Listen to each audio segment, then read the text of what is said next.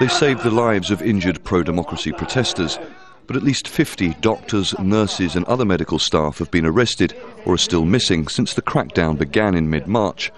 That's according to the organisation Physicians for Human Rights. Many were taken from their homes and health centres by armed, masked men. They face trials on charges that range from inciting hatred against the government to causing what the government describes as the unnecessary death of 2 demonstrators. Al Jazeera spoke to one medical worker who described what happened to her after she was detained in one of at least 5 raids on medical centres in recent weeks, according to Bahrain human rights groups. They said we had to confess and that we wouldn't be released on that day. We said we had done nothing wrong. If you have charges against us, what are they? They beat us and beat us. People were being beaten by a hose. It was torture. They said we were tired and didn't want to confess, so they would bring some Saudi women to show us real torture. She says that after they were blindfolded, the beatings and psychological games continued. They made us listen to the sound of electric shock equipment.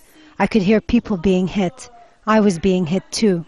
One of the women was knocked unconscious, and one of the officers said it was because she was a heroin addict. Al Jazeera filmed the police station where people told us time and time again they'd been tortured. I am scared. They forced us to sign papers while blindfolded, while we were being tortured. I asked, "What am I signing?" The woman said, "You are still asking questions. Just sign." We signed twice without knowing anything about what it was.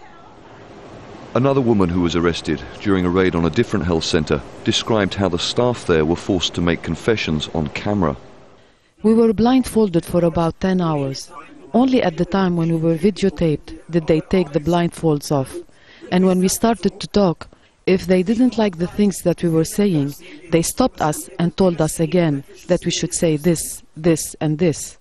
The Bahrain Centre for Human Rights says the Sunni-led authorities are targeting doctors and medical staff who treated mostly Shia protesters during the demonstrations.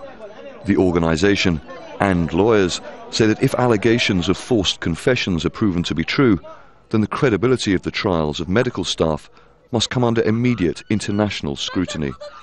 Charles Stratford, Al Jazeera, Bahrain.